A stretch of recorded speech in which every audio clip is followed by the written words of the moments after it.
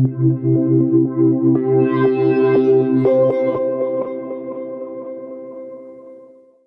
Stranger by Albert Camus. Literary Quotes. The following video content presents and discusses literary quotes crafted to enhance your academic study, deepen literary analysis, and inspire your writing. If you're interested in Albert Camus's philosophy quotes, click the link below or explore our channel's philosophy series. Albert Camus's The Stranger is a philosophical novel that delves into themes of absurdism, alienation, and the search for meaning in an indifferent universe. Through the protagonist, Meursault, Camus presents a character who embodies the disconnection and passivity of modern existence. Meursault's detached narrative voice reflects his indifference to social norms and emotions, which ultimately leads to a clash with society's expectations. Set in French Algeria, the novel explores not only the personal struggles of Meursault, but also the broader questions of existence, morality, and human connection in an absurd world. Quote 1. Mother died today. Or maybe yesterday. I can't be sure. This opening line captures the detachment of the protagonist Meursault from significant life events, such as his own mother's death. His inability to remember the exact day of her death signals his emotional disconnection and indifference to societal expectations of grief. Quote 2. Sorry, sir, but it's not my fault, you know. This statement to his employer illustrates Meursault's awkwardness in dealing with social conventions and his tendency to express things without concern for how they might be perceived. It also highlights his focus on practical details rather than emotional considerations. Quote 3. I had no reason to excuse myself. It was up to him to express his sympathy and so forth. Here, Meursault reflects on the customary expressions of condolence, noting his lack of adherence to them. His logical reasoning bypasses the emotional aspect of death, showing how he views life through a detached, almost mechanical lens. Quote 4.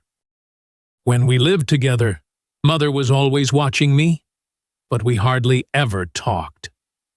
This quote reveals the strained, distant relationship between Meursault and his mother. Their lack of communication is emblematic of Meursault's broader inability to form deep emotional connections with others. Quote 5. I hadn't been in the country for ages, and I caught myself thinking what an agreeable walk I could have had if it hadn't been for Mother.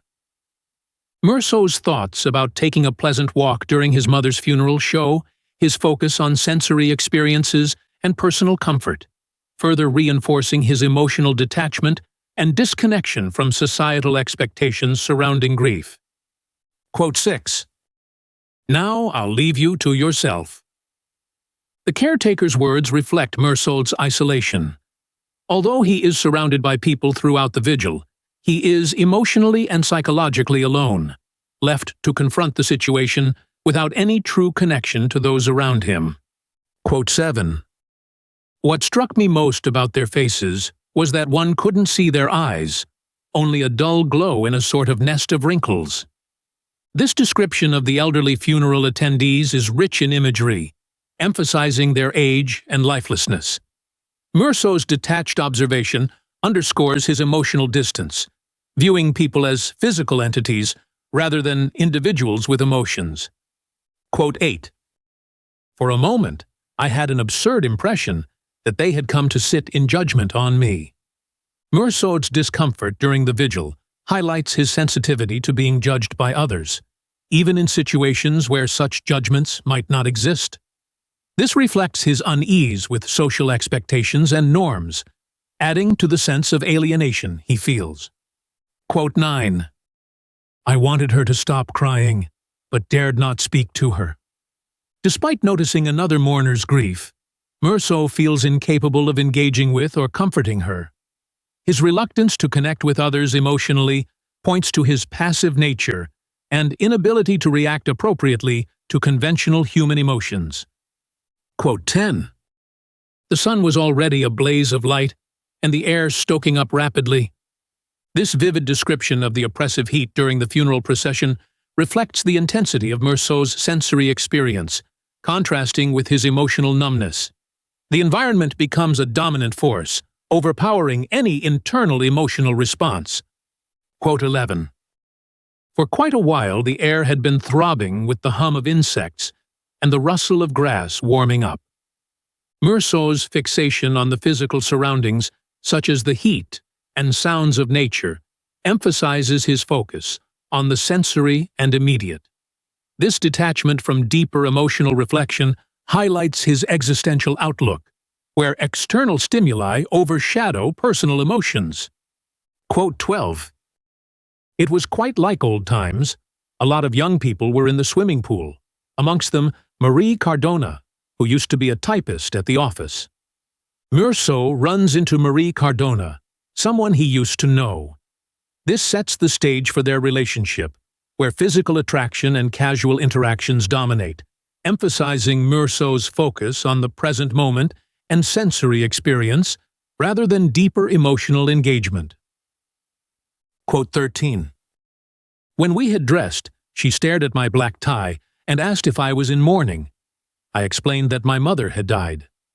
When? She asked, and I said, yesterday. She made no remark, though I thought she shrank away a little. Marie's reaction to Meursault's nonchalant revelation of his mother's death reflects her discomfort, while Meursault remains detached and uninterested in the implications of his own response, further illustrating his indifference toward conventional emotions surrounding death. Quote 14. So I fried some eggs and ate them off the pan. I did without bread, as there wasn't any left, and I couldn't be bothered going down to buy it. This shows Meursault's simplicity and lack of concern for minor inconveniences. His actions are pragmatic and immediate, reflecting his tendency to live in the present without worrying about societal norms or expectations. Quote 15. It occurred to me that somehow I'd got through another Sunday, that Mother now was buried, and tomorrow I'd be going back to work as usual. This moment encapsulates Meursault's detached attitude toward life's major events. Even after burying his mother, he reflects on the day with casual indifference, focusing on the routine return to work rather than any emotional or existential impact. Quote 16. Really, nothing in my life had changed. After the funeral, Meursault sums up his experience by concluding that nothing significant has shifted in his world.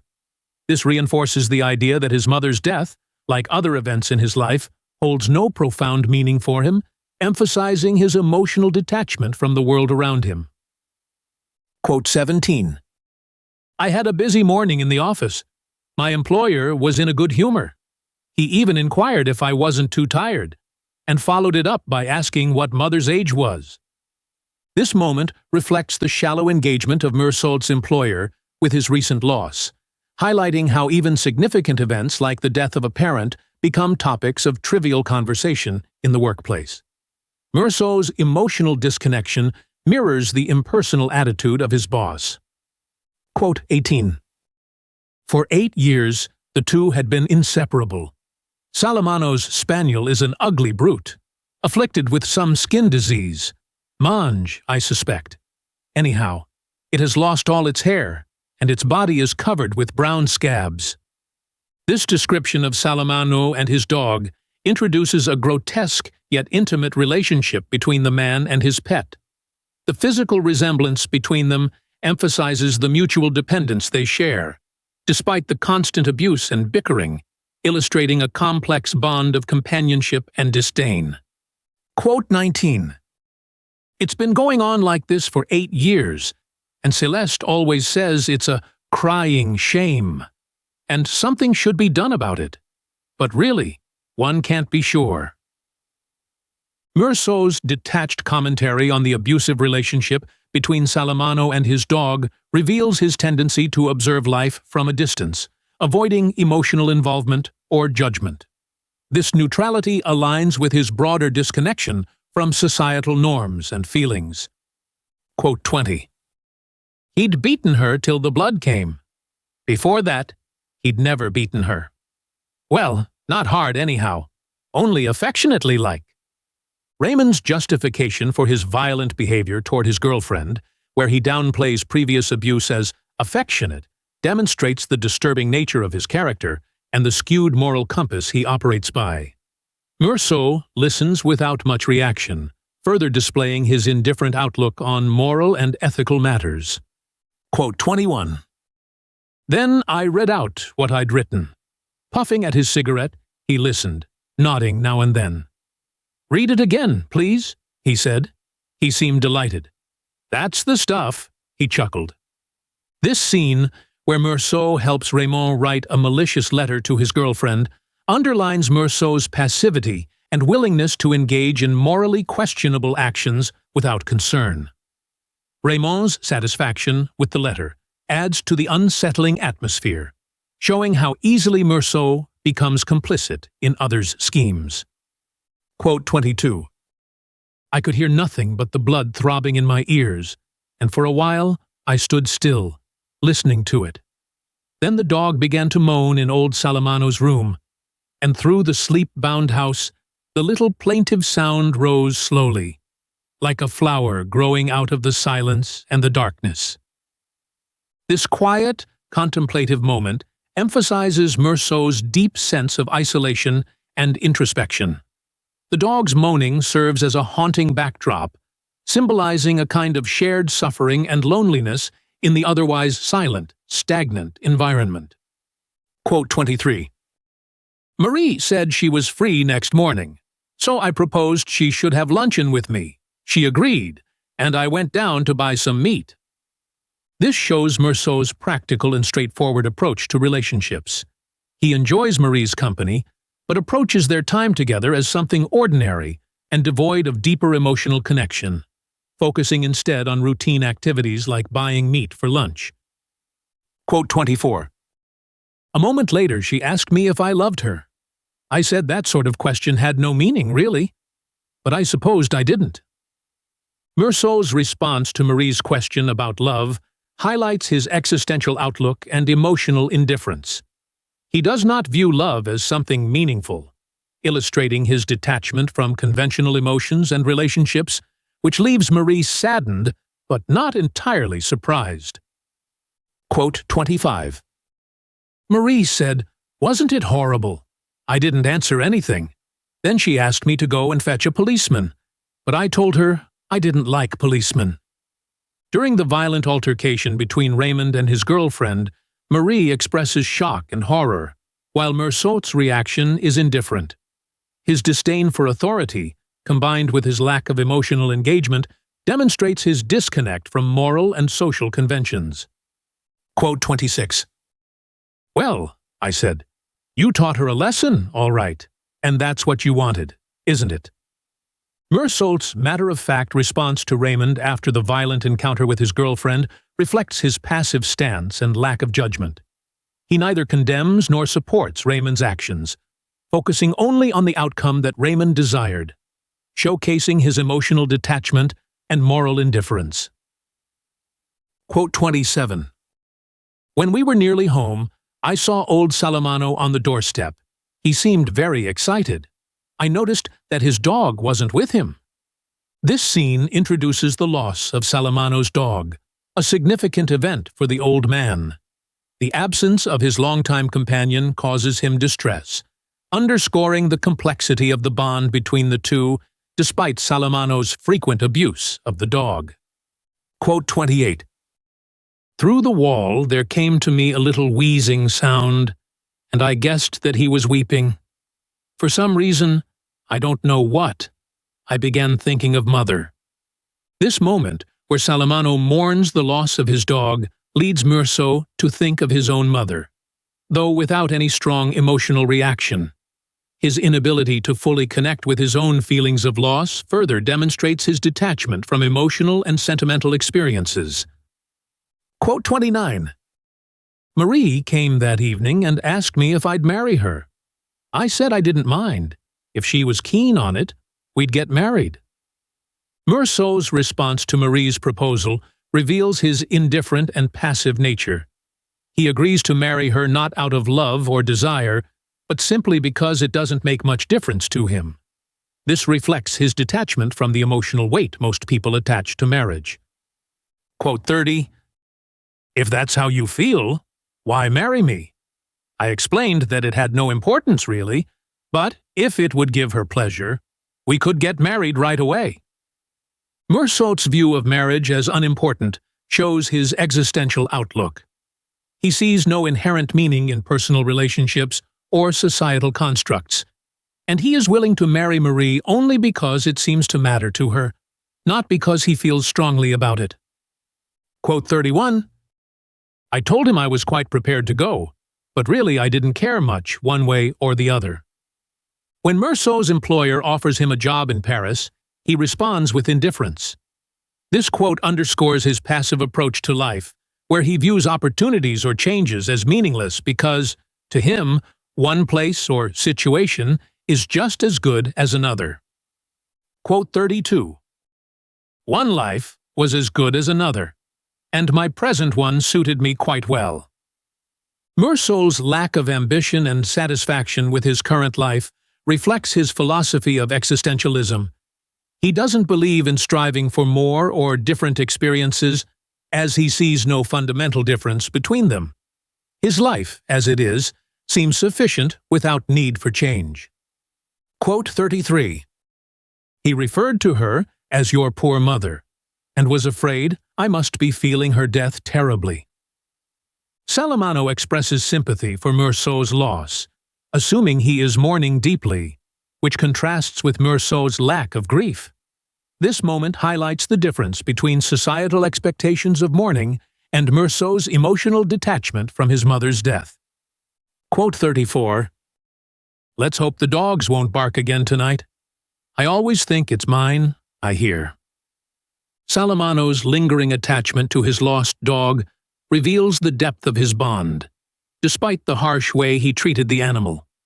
His hope that he still hears his dog's bark demonstrates his grief and sense of loss, which contrasts with Meursault's indifference to loss in his own life.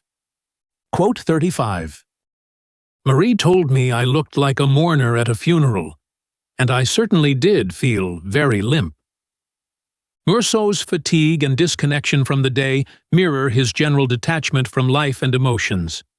Though Marie is excited and joyful, he feels indifferent and worn out, reflecting his disinterest in the lively and energetic moments that might typically excite others. Quote 36, "Raymond whispered that the second Arab from the left was his man, and I thought he looked rather worried." Raymond's identification of the Arab highlights the simmering tension between the characters. Meursault observes Raymond's concern, which underscores the potential for violence, while remaining relatively neutral and uninvested in the conflict. Quote 37, "For the first time, perhaps, I seriously considered the possibility of my marrying her." This line reveals Meursault's casual consideration of marriage with Marie, despite his earlier indifference to the idea. His thought process here is more pragmatic than emotional, indicating that he views marriage as just another possible action rather than a significant life decision. Quote 38, "The sunlight was splintering into flakes of fire on the sand and sea." This vivid description emphasizes the oppressive heat and light, which play a crucial role in Meursault's psychological state leading up to the shooting. The intensity of the environment reflects the mounting tension and foreshadows the impulsive actions that will follow. Quote 39, "And just then it crossed my mind that one might fire, or not fire, and it would come to absolutely the same thing." Meursault's existential detachment is stark in this moment. He views the decision to shoot or not shoot as ultimately meaningless, reflecting his belief in the absurdity of life and the lack of inherent meaning in actions or consequences. Quote 40, "I knew I'd shattered the balance of the day, the spacious calm of this beach on which I had been happy." Meursault's realization of the gravity of his actions comes after the first shot. This marks the turning point in the novel, where the calm and seemingly carefree day is irrevocably destroyed by his violent act, symbolizing the unraveling of his life. Quote 41, I fired 4 shots more into the inert body, on which they left no visible trace.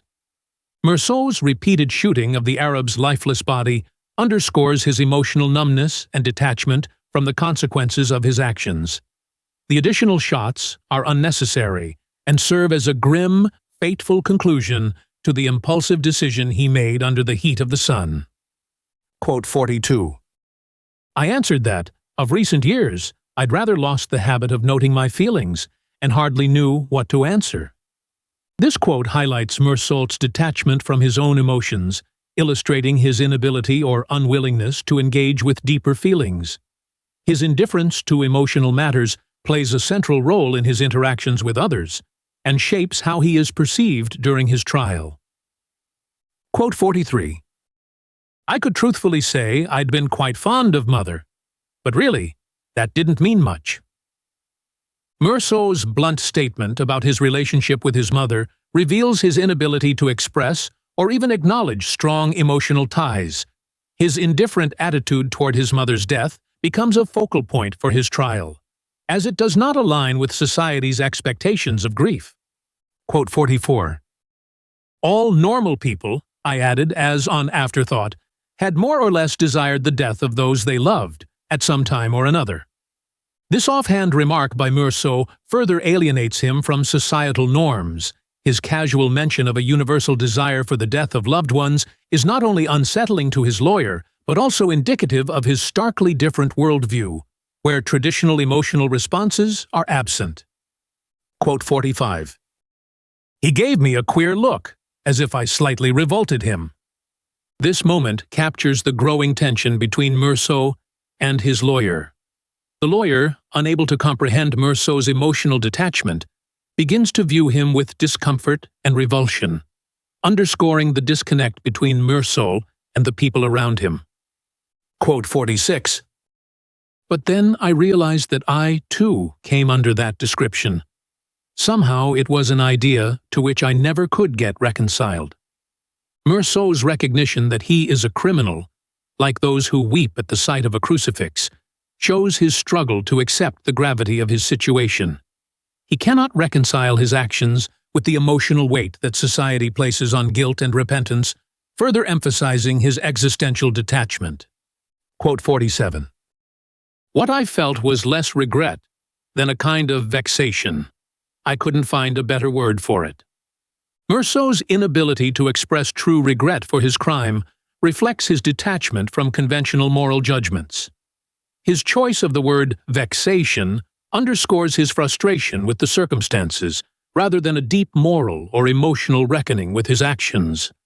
Quote 48. Well, Mr. Antichrist, that's all for the present. The magistrate's ironic farewell to Meursault as Mr. Antichrist reveals the judgment he has passed on Meursault's lack of belief and moral indifference. This label captures the essence of how society views Meursault, as someone who rejects not only religion, but also the values that society holds dear. Quote 49. It was from that day that I realized that this cell was my last home, a dead end, so to speak. This marks the moment when Meursault fully accepts his imprisonment as his reality. The loss of contact with Marie signals a shift in his outlook, as he begins to understand that his life will now revolve around the cell, which becomes a symbol of finality and isolation. Quote 50. The prison stands on rising ground, and through my little window I had glimpses of the sea. The sea, once a symbol of freedom and pleasure in Meursault's life, is now only a distant memory seen through the confines of his prison window. This quote reflects the stark contrast between his past life and his present confinement, highlighting his loss of liberty. Quote 51. I answered, "Do you really think so?" But chiefly because I felt it up to me to answer something.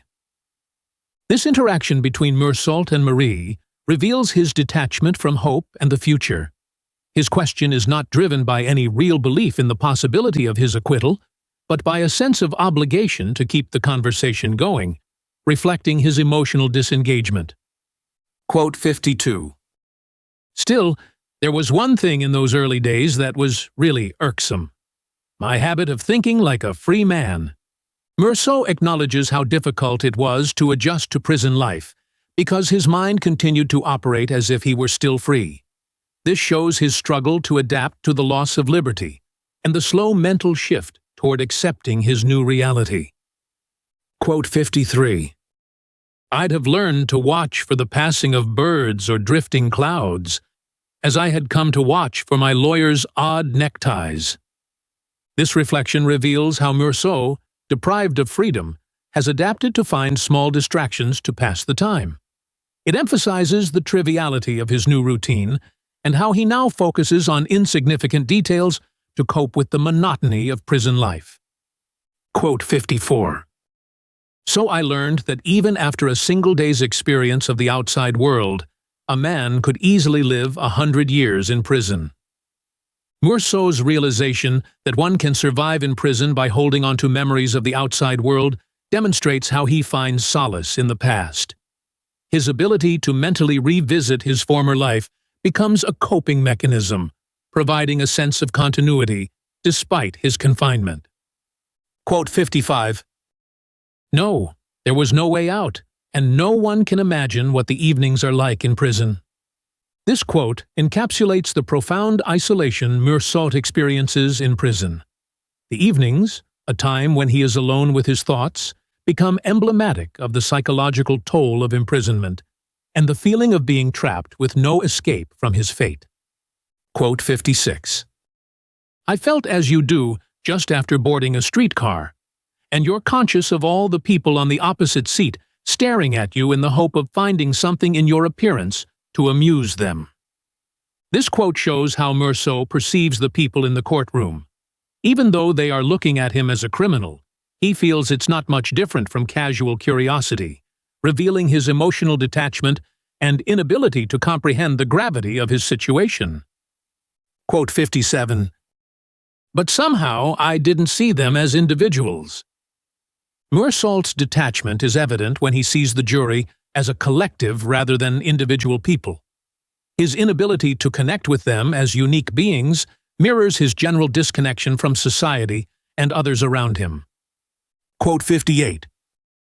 I hadn't wanted to see Mother's body, or shed a single tear, and that I'd left immediately the funeral ended, without lingering at her grave.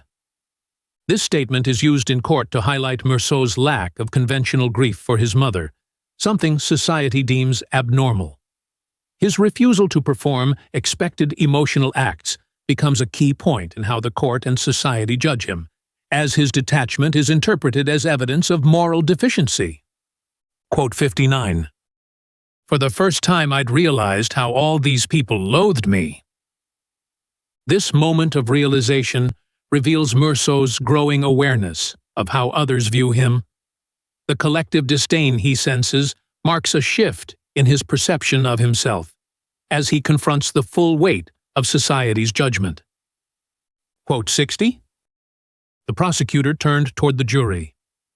Not only did the man before you in the dock indulge in the most shameful orgies on the day following his mother's death, he killed a man cold-bloodedly, in pursuance of some sordid vendetta in the underworld of prostitutes and pimps.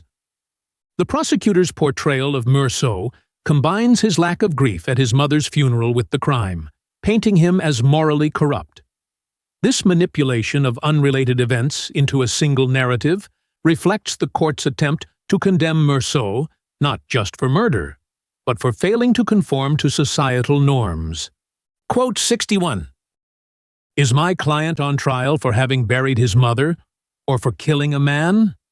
Meursault's lawyer challenges the court's focus on his behavior at his mother's funeral, rather than the actual crime. This line underscores the absurdity of how Meursault is being judged more for his emotional detachment than for the murder itself, reflecting the novel's theme of societal expectations versus individual experience. Quote 62. And certainly in the speeches of my lawyer and the prosecuting counsel, a great deal was said about me.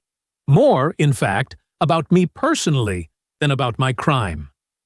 Meursault observes that the trial focuses more on his character and personal life than on the actual crime, highlighting the way society judges him not for the murder itself, but for his failure to conform to social norms, such as his lack of grief over his mother's death. Quote 63. I didn't feel much regret for what I'd done. Meursault's admission of not feeling regret reinforces his emotional detachment. His inability to express remorse is used against him in court, further alienating him from the people around him and contributing to their perception of him as cold and inhuman. Quote 64. He said he'd studied it closely and had found a blank, literally nothing. Gentlemen of the jury. Really, he said, I had no soul. The prosecutors claim that Meursault has no soul reflects society's judgment of him as morally deficient. This extreme view emphasizes how Meursault's indifference to conventional emotions and social expectations is seen as a fundamental flaw, making him an outsider. Quote 65. I tried to explain that it was because of the sun, but I spoke too quickly and ran my words into each other. When Meursault attempts to explain the irrational nature of his actions, he blames the sun, an explanation that comes across as absurd. His inability to articulate his thoughts coherently in court only worsens the situation, making him appear even more detached from reality. Quote 66. And so I learned that familiar paths traced in the dusk of summer evenings may lead as well to prisons as to innocent, untroubled sleep. This reflection captures the randomness of fate in Meursault's life. The comforting, familiar routines that once led to peaceful nights have now brought him to imprisonment and uncertainty, symbolizing the arbitrary nature of his downfall. Quote 67. In the name of the French people, I was to be decapitated in some public place. The formality and cold finality of the court's judgment of execution underscores Meursault's helplessness in the face of a legal system that has condemned him, not just for his crime, but for his failure to conform to societal expectations of emotion and behavior. Quote 68. I had stopped thinking altogether. As Meursault receives his death sentence, he experiences a moment of numbness and detachment. This final, emotionless response encapsulates his existential outlook, where he resigns himself to the absurdity and inevitability of his fate without resistance. Quote 69. I have just refused, for the third time, to see the prison chaplain. Meursault's repeated refusal to engage with the chaplain highlights his rejection of religious consolation and his disinterest in seeking spiritual redemption. His focus remains on practical matters, such as finding a way to escape his fate, rather than addressing existential or moral concerns. Quote 70. There was a disproportion between the judgment on which it was based and the unalterable sequence of events starting from the moment when that judgment was delivered. This quote reflects Meursault's awareness of the arbitrary nature of his situation. He recognizes the randomness of the legal system and the absurdity of how a decision made by imperfect humans can have such permanent and inescapable consequences. Quote 71. What was wrong about the guillotine was that the condemned man had no chance at all. Absolutely none. Meursault's frustration with the finality of the guillotine reflects his desire for some sense of control or chance, even in death. His complaint against the absolute certainty of execution underscores his existential struggle with the lack of freedom and choice in the face of fate. Quote 72. I wasn't conscious of any sin. All I knew was that I'd been guilty of a criminal offense. Here, Meursault separates the legal definition of guilt from the religious concept of sin. His pragmatic view of his crime as a matter of law, rather than morality, highlights his rejection of societal and religious norms, reinforcing his existential detachment from traditional values. Quote 73. But it was up to me to bring my nerves to heel and steady my mind. For even in considering this possibility, I had to keep some order in my thoughts. Meursault's internal discipline and rational approach to managing his emotions during his final days reveal his attempt to maintain control in a situation where he has little power. He relies on his logical thinking to cope with the uncertainty of his fate. Quote 74. He, too, knew why. From the dark horizon of my future, a sort of slow, persistent breeze had been blowing toward me all my life long, from the years that were to come. This quote captures Meursault's realization of the inevitability of death, a constant presence throughout his life. His acceptance of this truth marks his understanding of the futility of resisting fate, reinforcing the novel's theme of existential absurdity. Quote 75. I laid my heart open to the benign indifference of the universe. In this final moment of clarity, Meursault embraces the indifference of the universe, finding peace in the realization that life has no inherent meaning. This acceptance brings him a sense of connection to the world, and he recognizes that he has been happy, despite the absurdity of his existence. Quote 76.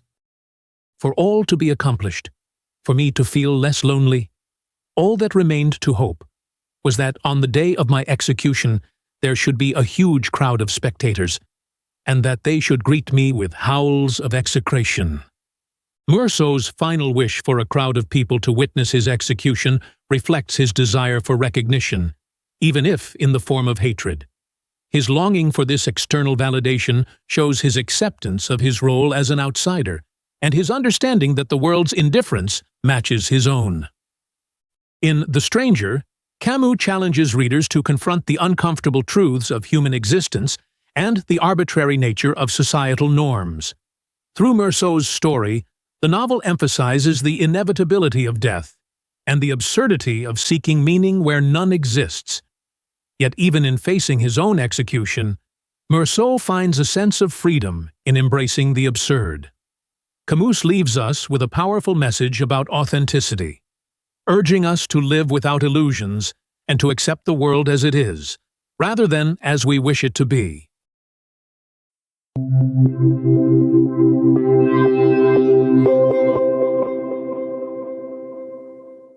Curious to dive into the mind of Albert Camus? With StudyLab Pro's book GPT, it's possible. Ask questions, explore themes, and discover the depths of The Stranger in an entirely new way. Start your conversation now by clicking on our logo. And if you're hungry for more educational content, subscribe to our channel to keep discovering, learning, and growing. Want more than just videos? Click on our logo now to join us on our platform for multiple choice tests, in-depth content, and tools to help you ace your studies. Get started now.